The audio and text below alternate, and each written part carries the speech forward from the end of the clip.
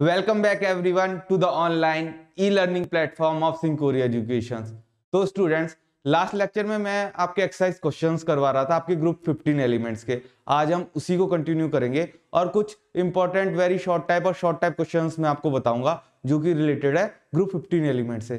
तो students, start करते हैं आपके क्वेश्चन नंबर सेकंड से आपकी एक्सरसाइज के। ठीक है, अगर हम बात करें आपके क्वेश्चन नंबर सेकंड की, तो आपका जो सेकंड क्वेश्चन नंबर है उसमें ये पूछा गया है कि जो आपकी नाइट्रोजन की जो रिएक्टिविटी होती है वो डिफर करती है आपके फास्फोरस से, जो कि आपके ग्रुप 15 का नेक्स्ट ही एलिमेंट है, नाइट्रोजन के जस्ट नीचे होता है। ठीक है, तो आपको ये एक्सप्लेन करना है कि ये क्यों पड़ती है स्टूडेंट्स। तो अगर इसकी हम बात करें कि क्यों होती है, तो आपको सबसे को पता है आपकी इलेक्ट्रोनेगेटिविटी जो होती है वो टॉप टू बॉटम हम जाते हैं तो डिक्रीज होती है। तो जो आपका नाइट्रोजन है, मैंने आपको पहले भी क्लासेस में बताया था कि ये डाई एटॉमिक गैस की तरह बिहेव करता है। इसमें जो बॉन्ड का फॉर्मेशन होता है वो एन ट्रिपल बॉन्ड एन होता है। जबकि हम फॉस्फोरस की अगर बात करें तो फॉस्फोरस एक टेट्रा एटॉमिक मॉलिक्यूल है। तो यही सारी चीजें आपको यहाँ लिखनी है, मैं आपको साथ साथ लिखा देता हूँ, आप भी अपने कॉपी पेन निकाल के रखिए। साथ के साथ हम अभी आपके इस क्वेश्चन को याद कर लेते हैं। ठीक है स्टूडेंट्स, तो जो आपको इसमें सबसे पहला पॉइंट लिखना है स्टूडेंट्स, वो लिखना है कि nitrogen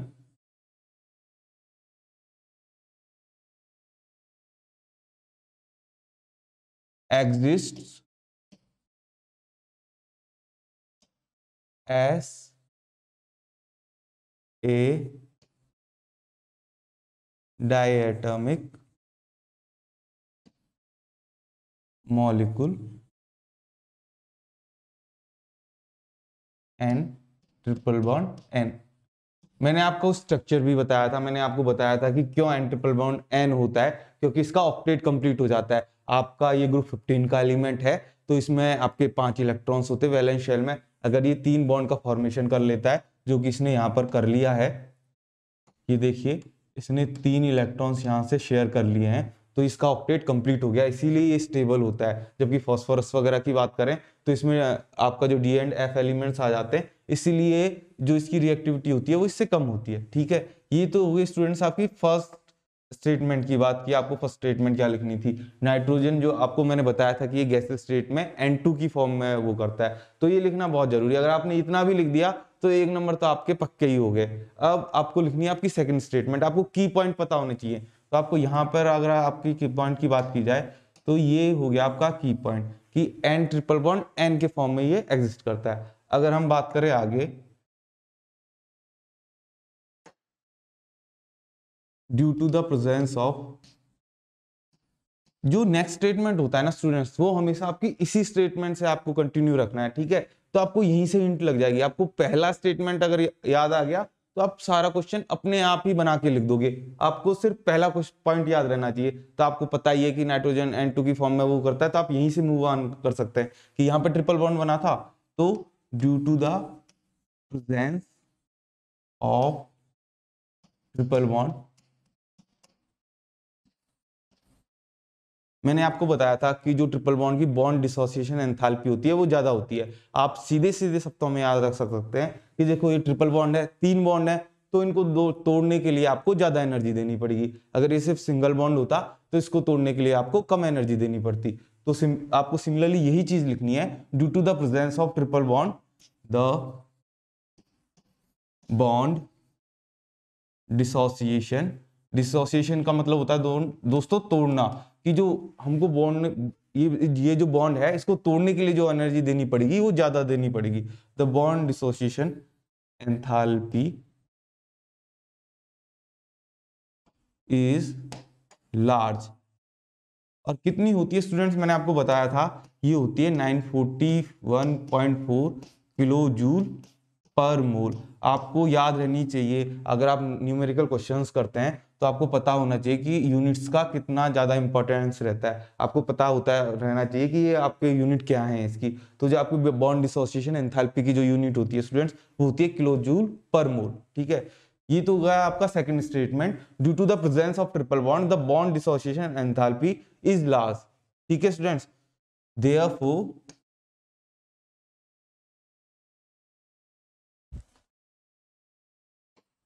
nitrogen is inert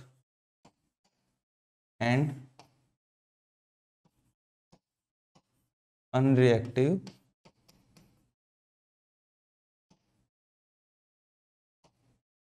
in its elemental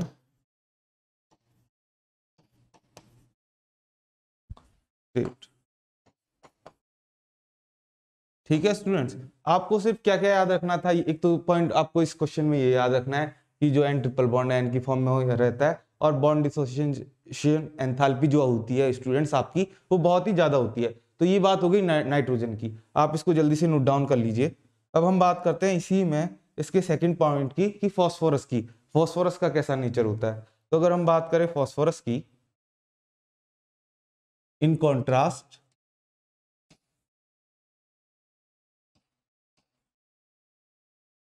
आपको वहीं से जो फर्स्ट स्टेटमेंट है वहीं से हिंट मिल जाएगा। आपने पहले क्या बताया था कि नाइट्रोजन के 3 बॉन्ड होते हैं, अब यहाँ आपको बताना पड़ेगा कि फॉस्फोरस के कितने होते हैं। कंपैरिजन के तरह अगर आप क्वेश्चंस को याद करेंगे तो उनको आपको याद करने में ज्यादा समय नहीं लगता है।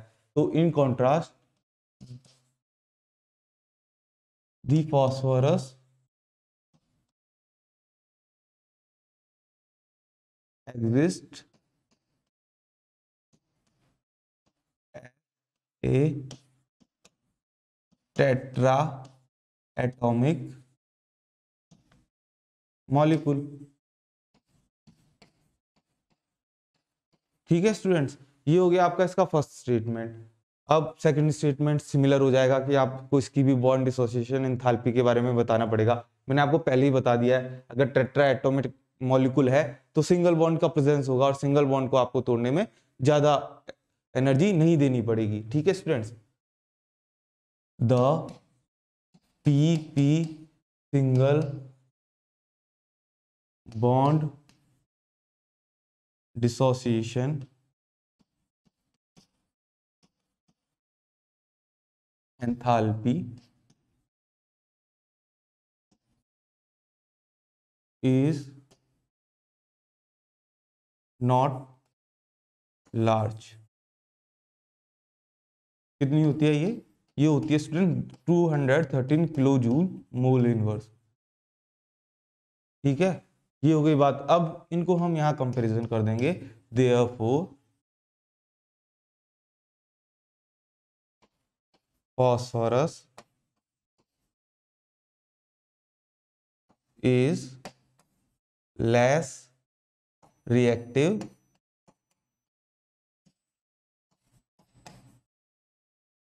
than nitrogen। ठीक है स्टूडेंट्स, ये आपकी बात हो गई आपके क्वेश्चन नंबर 2 की। मैंने आपको नाइट्रोजन के बारे में भी बता दिया और फास्फोरस के भी बारे में भी बता दिया। इसी में अगर हम आगे बात करें तो मैं आपको इसका एक बार सॉल्यूशन भी दिखा देता हूँ।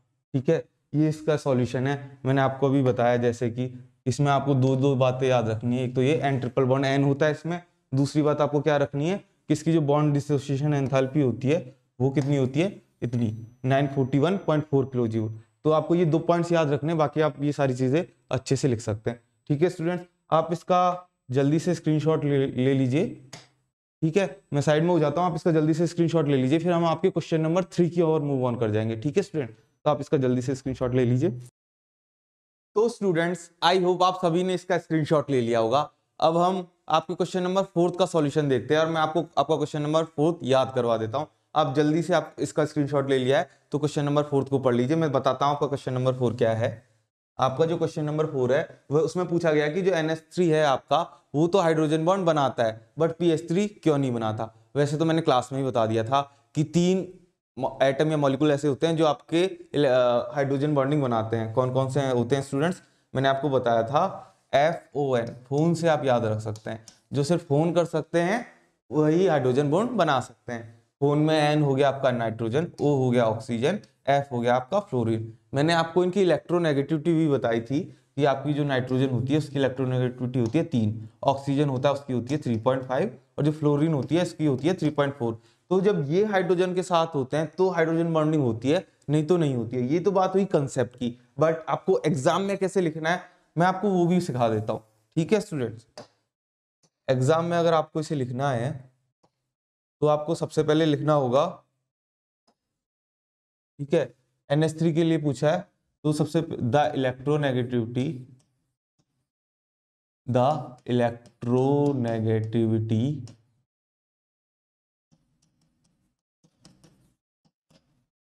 ऑफ नाइट्रोजन वो होती है 3.0 is much higher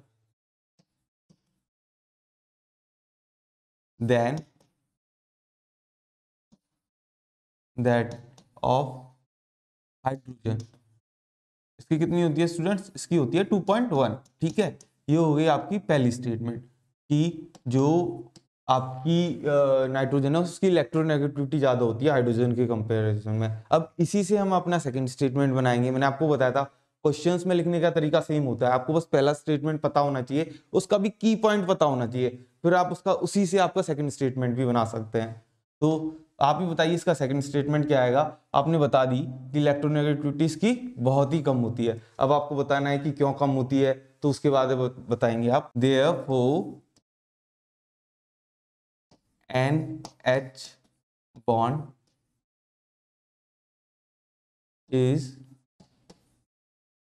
quite polar, क्योंकि इसकी इलेक्ट्रोनेगेटिविटी ज्यादा होती है। और मैंने बताया था आपको कि जिसकी इलेक्ट्रोनेगेटिविटी ज्यादा होती है दो बॉन्ड के फॉर्मेशन में, वो शेयर्ड पेयर ऑफ इलेक्ट्रॉन्स को अपनी तरफ खींच लेता है। तो ये जो आपका NH3 का जो बॉन्ड होता है वो पोलर होता है।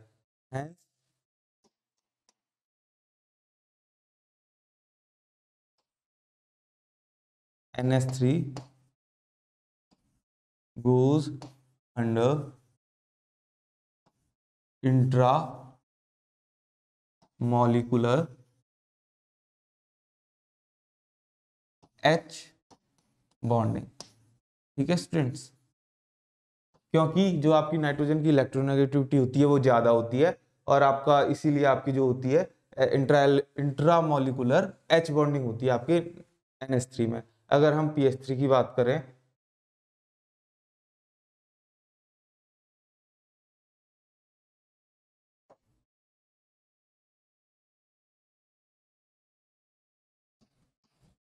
In contrast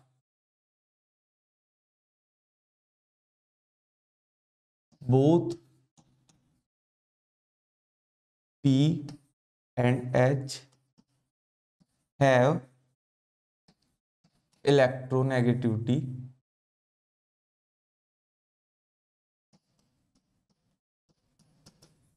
of 2.1। कितनी होती है? दोनों की ही सिमिलर इलेक्ट्रोनेगेटिविटी होती है। अब आप ही बताइए स्टूडेंट, अगर दोनों की इलेक्ट्रोनेगेटिविटी सिमिलर है तो जो आपका बॉन्ड होगा वो कैसा होगा?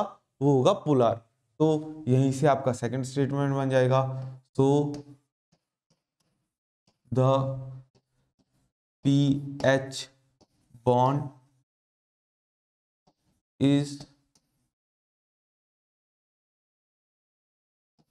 Non polar, because electronegativity same है, तो जो शेयर्ड पेयर ऑफ इलेक्ट्रॉन्स हैं वो बिल्कुल मिड में रहेंगे, किसी के पास नहीं जाएंगे। Hence PH3 does not take part in H bonding। तो स्टूडेंट्स आपको इसको लिखने में जरूर टाइम लग रहा होगा, बट अगर आप इसके सिर्फ दो की पॉइंट्स याद कर सकते हैं, सिर्फ दो की पॉइंट्स आपको याद है, तो आप बहुत इजीली एग्जाम में लिख सकते हैं और आपको बहुत कम टाइम लगेगा इसको रिवाइज करने में। बस आपको एक बार उनको लिखना जरूरी है, क्योंकि आप एक बार लिख के देख लेंगे तो उन चीजों को कभी नहीं भूलेंगे। मैं आपका इसको पूरा वो सॉल्यूशन भी बता देता हूँ। जिन बच्चों ने फिर भी नहीं लिखा है वो इसका स्क्रीनशॉट ले लेना जल्दी से, ताकि आप लिख तो ले और एग्जाम के टाइम पे याद तो कर सके। तो स्टूडेंट्स आप लोग इसका जल्दी से स्क्रीनशॉट ले लीजिए। तो स्टूडेंट्स आई होप आप सभी ने इसका स्क्रीनशॉट ले लिया होगा। अब मैं आपको आपके क्वेश्चन नंबर 5 की तरफ ले चलता हूं, उसका भी सॉल्यूशन देख लेते हैं और उसे भी मैं आपको याद करवा देता हूं जल्दी से। तो बात करें आपके क्वेश्चन नंबर 5 की, तो इसमें पूछा गया है स्टूडेंट कि जो आपकी केमिकल इक्वेशंस लिखनी है नाइट्रोजन के प्रिपरेशन की, लेबोरेटरी में आप उसे कैसे बना सकते हैं, वो आपको लिखनी है सारी रिएक्शंस तो आपको लिखनी है। मैंने आपको बता दिया था कि जो आपको अमोनियम क्लोराइड है उसको अगर आप आपके सोडियम नाइट्राइट के साथ रिएक्ट करते हैं तो आपको NH4NO2 मिल जाता है, उसी वही अनस्टेबल होता है और इसीलिए वो नाइट्रोजन के अंदर टूट जाता है और आपको डाइनाइट्रोजन मिल जाती है। ये तो बात हुई कंसेप्ट की, बट मैं आपको बता देता हूं कि आपको एग्जाम में कैसे लिखना है। ठीक है स्टूडेंट्स, तो आप भी जल्दी से अपने कौन पे पेन और कॉपी साथ के साथ निकाल के रखिए। ठीक है, अगर हम आगे बात करें इसी में कि इसको कैसे लिख सकते हैं, तो नाइट्रोजन, बिकॉज नाइट्रोजन का फॉर्मेशन करवाना है, तो nitrogen is prepared in the laboratory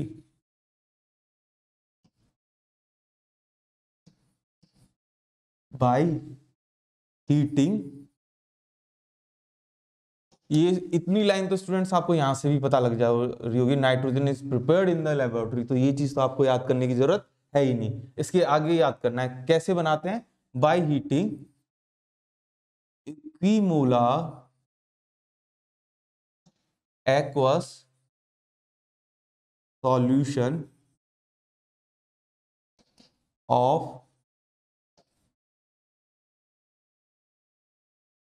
ammonium chloride. ठीक है स्टूडेंट्स, अमोनियम क्लोराइड के इक्विमोलर सॉल्यूशन को आप क्या करते हैं, हीट करते हैं, किसके साथ, विद सोडियम नाइट्राइट। और स्टूडेंट्स मैंने बताया था नाइट्राइट क्या होते हैं, नाइट्रेट क्या होते हैं। अगर आपका NO2- का आयन है तो इसे कहा जाएगा नाइट्राइट, अगर आपका NO3- का आयन है तो इसे कहा जाता है नाइट्रेट। आपको याद रहना चाहिए, स्टूडेंट्स कंफ्यूज होते रहते हैं, मैं इसलिए बार बार बताता रहता हूँ ताकि आपको क्लास में ही याद हो जाए। NO2- मतलब नाइट्राइट, तो जो ये रिएक्शन होगी इसमें NO2 होगा ना कि NO3-। ठीक है, तो ये तो बात होगी नाइट्राइट आयन की। By the heating equimolar aqueous solution of ammonium chloride with sodium nitrite. ठीक है, पहले आपकी रिएक्शंस बता देता हूं मैं आपको कि रिएक्शंस कैसे होती है, आप क्या कर रहे हैं एग्जैक्टली, उससे आपको लिखने में बहुत इजी होता है। NH4Cl आपका अमोनियम क्लोराइड, ठीक है, इसका एडिशन करते हैं हम NaNO3। ठीक है, तो आपको मिलता क्या, सोडियम नाइट्राइट के साथ जब रिएक्शन करेंगे तो आपको मिलेगा NH4NO2। ठीक है, और आपको मिल जाता है NaCl। ठीक है, ये एक्वस होता है, ये एक्वस होता है, ये भी एक्वस होता है और ये भी एक्वस होता है। ठीक है, बट आपको पता है NH4NO2 अनस्टेबल होता है, तो NH4NO2 due to being unstable ये टूट जाता है, किस में टूट जाता है, ये N2 प्लस 2H2O लिक्विड, ये N2 और 2H2O लिक्विड में टूट जाता है, तो आपका फाइनली आपको आपकी नाइट्रोजन मिल जाती है। इसी में आपको कैसे लिखना है,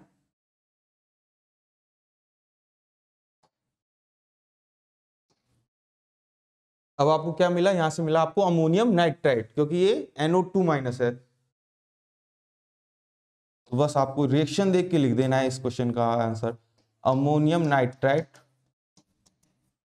so formed by double decomposition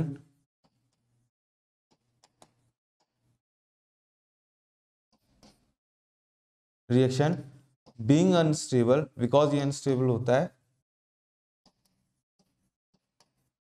decomposed